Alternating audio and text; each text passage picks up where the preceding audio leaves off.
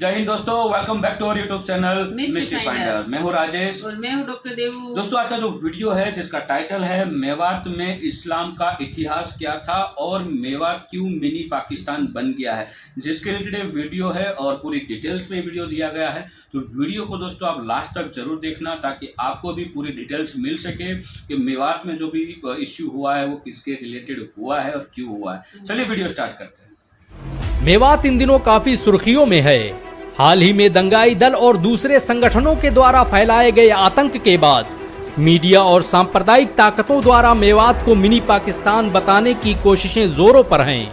लेकिन क्या आप जानते हैं कि मेवात को मिनी पाकिस्तान क्यों कहा जा रहा है?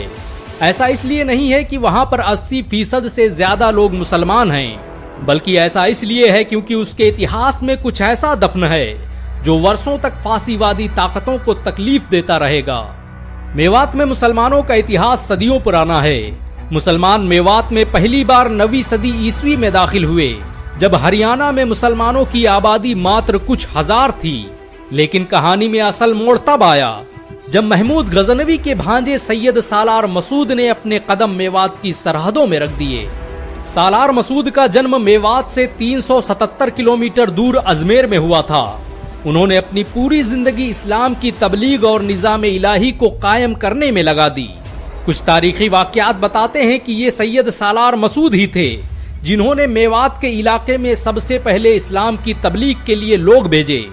लेकिन मेवात में इस्लाम असल में तब फैलना शुरू हुआ जब कुतुबुद्दीन ऐबक की दौरे हुकूमत में सूफियों और उलमाओं ने अपनी बस्तियां बसानी शुरू की।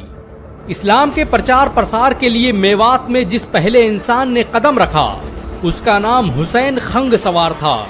इन्होंने कई सालों तक मेवात के हिंदुओं के दरमियान रहकर इस्लाम की तबलीग का काम किया, जिसके नतीजे में मेवात में तोमर वंश से ताल्लुक रखने वाले गोत और पाल नाम के पूरे कबीले मुसलमान हो गए।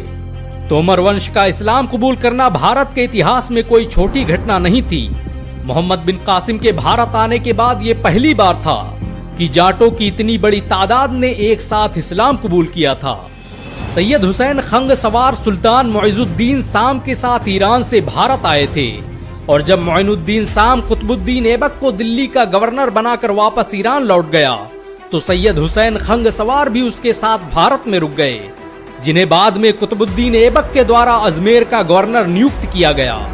तारीख फरिश्ता का लेखक लिखता है कि इनके इल्म और सोहबत में बैठकर बड़े बड़े काफिर मुसलमान बन गए और उन्होंने मुसलमानों की तरफ से बड़ी बड़ी जंगें लड़ी। हालांकि बाद में उनके प्रभाव और इस्लाम के प्रचार प्रसार को देखते हुए दुश्मनों ने उन्हें धोखे से शहीद कर दिया। 12वीं सदी से 17वीं सदी के दरमियान में मेवात में बहुत से सूफी संत गुजरे जिन्होंने इस्लाम को फैलाने का काम किया। शेख हमीदुद्दीन नागौरी, ख्वाजा हुसैन नागौरी, शेख अहमद सैबानी जैसे उलमाओं की मदद से हरियाणा, राजस्थान, पश्चिमी उत्तर प्रदेश और खासकर मेवात के क्षत्रिय और राजपूतों ने बड़े पैमाने पर इस्लाम को कबूल किया। जब दिल्ली की सत्ता फिरोज शाह तुगलक के हाथ में आई तो उसने खुद मेवात के लोगों को इस्लाम कबूल करने की दावत दी, जिसके नतीजे में बहुत से लोग मुसलमान बन गए। मेवात के जिन हिंदुओं ने इस्लाम कबूल किया वो मेव कहलाए। आज 500 साल गुजरने के बावजूद मेवात के मुसलमान अपना ये नाम बरकरार रखे हुए हैं। 1857 तक मेवात की अधिकांश जनता इस्लाम कबूल कर चुकी थी और यहाँ पर मुसलमानों की आबादी 12 लाख के करीब थी। लेकिन मेवात के मुसलमानों का इस्लाम भारत के दूसरे मुसलमानों की तुलना में बिल्कुल अलग था। मेवात के हिंदू धर्म के लोगों ने इस्लाम जरूर कबूल किया, लेकिन वो अपने धर्म के रीति रिवाज नहीं छोड़ पाए। यही वजह है कि 19वीं सदी तक बहुत से मुसलमान उन रिश्तों में भी शादियां नहीं करते थे जिनमें इस्लाम इजाजत देता है। इतिहासकार लिखते हैं कि ये वो मुसलमान थे जिनका मजहब तो इस्लाम था, लेकिन रगों में राजपूताना हनक बरकरार थी। ये सोचने वाली बात है कि 19वीं सदी में मेवात में सबसे अधिक आबादी मुसलमानों की थी, लेकिन यहाँ पर मस्जिदें और इबादत गाहें ना के बराबर थीं। राजपूत, जाट और अन्य जातियों से कन्वर्ट होने की वजह से इनमें जाति दंभ मौजूद था। अगर कुछ न था तो वो था इस्लाम। जब मेवात के हालात ऐसे थे तो मेवात मुस्लिम विरोधियों के लिए स्वर्ग की तरह था, लेकिन बहुत जल्द कुछ ऐसा होने वाला था जिससे इसकी काया पलटने वाली थी। मेवात में इस्लाम को फैलाने का सबसे बड़ा कारनामा तबलीगी जमात ने अंजाम दिया। तबलीगी जमात की पहली जमात मेवात ही भेजी गई थी। मेवात के लोगों ने इस्लाम तो कबूल किया था, लेकिन उनके रस्मो रिवाज आज भी हिंदुओं की तरह थे। वो सांस्कृतिक रूप से होली, दिवाली और तमाम धार्मिक त्योहारों में हिस्सा लेते, लेकिन नमाज रोजा से कोसों दूर रहते। अंग्रेज मेजर पाउलेट 1878 के गैजेट में लिखता है कि मेवाती ज्यादातर मुसलमान हैं, लेकिन वो सिर्फ नाम के मुसलमान हैं। उनके गांव के देवता वही हैं जो हिंदुओं के हैं। वो हिंदुओं के त्योहार मनाते हैं और बस कहीं एक आधी मस्जिदें नजर आ जाती हैं। ऐसे वक्त में जब तबलीगी जमात के कदम मेवात में पड़े तो कहानी एकदम से तब्दील हो गई और फिर लोगों ने देखा कि जल्द ही मेवात इस्लामी तहजीब और शकाफत का मरकज बन गया और यहाँ ऐसे ऐसे आलिम और ऐसे ऐसे उलमाओं ने जन्म लिया जिन्होंने हिंदुस्तान का इतिहास बदल कर रख दिया। मेवातियों का तबलीगी जमात से बड़ा गहरा ताल्लुक रहा। वो मेवाती जो इस्लाम से कोसों दूर थे, जब उन्होंने इस्लाम का दामन थामा तो पूरी दुनिया उनके कदमों में झुक गई। मेवात के लोगों तक इस्लाम को पहुंचाने का काम तबलीगी जमात के संस्थापक मौलाना इलियास के वालिद मौलाना इस्माइल ने शुरू किया था। वो दिल्ली की बंगले वाली मस्जिद में बहादुर शाह जफर के समधी के बच्चों को पढ़ाया करते थे। ये मस्जिद मेवात और दिल्ली के रास्ते में पड़ती थी। यही वजह है कि जब कोई मेवाती इस रास्ते से गुजरता तो मौलाना इस्माइल उसे पानी पिलाते और मस्जिद में आने की दावत देते। वो कई सालों तक ऐसा करते रहे, यहाँ तक कि उन्होंने मजदूरों को पैसा देकर उन्हें मस्जिद में लाकर इस्लाम की बातें सिखलाईं। 1925 के दौरान आर्य समाज ने शुद्धि आंदोलन के तहत मेवात को अपना केंद्र बना लिया और मेवात के उन लोगों को वापस हिंदू धर्म में शामिल करने लगे जो कभी इस्लाम की शिक्षाओं से प्रभावित होकर मुसलमान बन गए थे। इस्लाम से कोसों दूर लोग धीरे धीरे वापस हिंदू धर्म में परिवर्तित होने लगे और ऐसा लगने लगा कि जैसे मेवात जल्द ही मुसलमानों से खाली हो जाएगा। ऐसे में मौलाना इलियास ने मेवात को ही अपनी तबलीग का महवर बनाया और आसपास के इलाकों में लोगों को इस्लाम की शिक्षाओं को फैलाने के लिए भेजने लगे। साल 1941 में इतिहास में पहली बार मेवात के नूह में तबलीगी जमात का पहला इज्तिमा कायम हुआ और इस पहले इज्तिमे में ही 20-25 हजार लोग शामिल हो गए। ये भीड़ और ये मुसलमान इस बात की शहादत दे रहे थे कि मेवात जल्द ही इस्लामी तहजीब और शकाफत का गढ़ बनने वाला है। मेवात के राजपूतों और जाटों ने इस्लाम का अलम ऐसे थामा कि पूरा मेवात ही दुश्मनों की नजरों में आ गया। मेवात को बर्बाद करने की पटकथा भारत की आजादी के साथ ही लिख दी गई थी। यही वजह है कि आज भी कहीं मेवात को मिनी पाकिस्तान कहा जाता है तो कहीं साइबर क्राइम का अड्डा। 1947 में भारत पाक बंटवारे के दौरान जब फसादात का दौर शुरू हुआ तो इसकी जिम्मेदारी सरदार पटेल ने सिख रेजिमेंट को दी, जिसने मुसलमानों का बड़े पैमाने पर कत्लेआम किया। जब इस आग ने मेवात सहित पूरे हरियाणा क्षेत्र को अपनी गिरफ्त में ले लिया, तब मेवातियों का एक गिरोह सरदार पटेल से मिला तो उन्होंने मेवातियों पर तंज करते हुए कहा कि तुम्हें पाकिस्तान मिल तो गया है, जाओ वहीं चले जाओ। इस पर एक मेवाती हिमतामेओं ने खड़े होकर कहा, ओए पटेल सुन, हम मेवाती हैं, हम देश के लिए मुगलों से लड़े, अंग्रेजों से लड़े और तू हमको पाकिस्तान भेजने की बात करता है। हम मर जाएंगे लेकिन तेरे कहने से पाकिस्तान नहीं जाएंगे।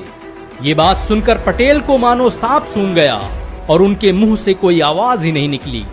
यही वो हादसा था जिसके बाद मेवात की निगरानी सिख रेजिमेंट से छीनकर मद्रास रेजिमेंट को दी गई और मेवात के लाखों मुसलमान कत्लेआम से बच गए।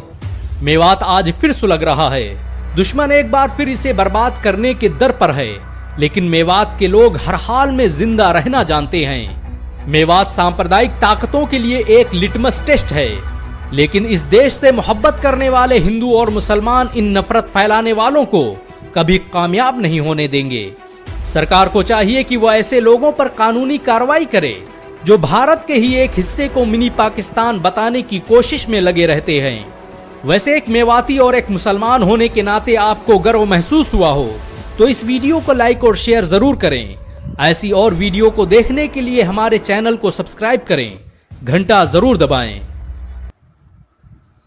थैंक यू दोस्तों, वीडियो को यहाँ तक देखने के लिए। और बात करें मेवात की हिस्ट्री की, तो हिस्ट्री देखने जाए तो बहुत ही पुरानी हिस्ट्री है, करीबन 1700 या 1600-1700 साल की बात है ये। उस समय में ये सब कुछ हुआ था और बहुत सारे जो वहाँ पे हिंदू थे उसको, हाँ, क्योंकि हिंदू का जो लीडर था वही मुस्लिम बन गया था। उसके बाद वो सब लोग मुस्लिम बन गए थे, लेकिन सबसे बड़ा प्रॉब्लम ये था कि मुस्लिम बनने के बाद, उसके बाद जो मुस्लिम का जो भी रूल्स होता है, मतलब नमाज पढ़ना, हाँ, तो मतलब उसको वो स्वीकार नहीं कर पाए, क्योंकि उसके खून में तो हिंदू ही था, लोही उसका हिंदू था। बट मतलब फिर वो सिलसिला अब तक चलता आया कि मतलब वो एक्सेप्ट कर ही नहीं पाए। अभी भी वहाँ पे ये थोड़ा बहुत चल रहा होगा। बट ये जो मेरी राय है कि जो पुराने मुर्दे हैं ना, उस तो इसको डांट दिया, उसको कभी बाहर लाना नहीं चाहिए। और अभी का जो भारत है उसको देख के हमें आगे बढ़ना चाहिए। और ये जो है ना धर्म के रिलेटेड है सब कुछ, हिंदू मुसलमान, ये सबसे बड़ी जड़ जो है ना वो यही है। वो क्योंकि हम यहाँ धर्म के लिए सब कुछ करते हैं, वो देखो करना भी चाहिए, उसमें कोई दो राय नहीं है। हाँ, जिसको जो धर्म पसंद है वो उसे धर्म, देखो धर्म के कोई हमारा धर्म में कोई कुछ कह के जाता है तो हम उसके सामने रिएक्ट करते हैं। देखो कोई किसी के कहने से कभी भी कुछ नहीं होता। मेरे को कोई बोलते कि भाई हिंदू धर्म ऐसा है वैसे, तो उसके बोलने से कुछ नहीं होता। मैं हिंदू हूँ तो मैं हिंदू रहूंगा, हाँ, मैं हिंदू हूँ तो मैं हिंदू रहूंगा, मुसलमान हूँ तो मुसलमान रहेगा।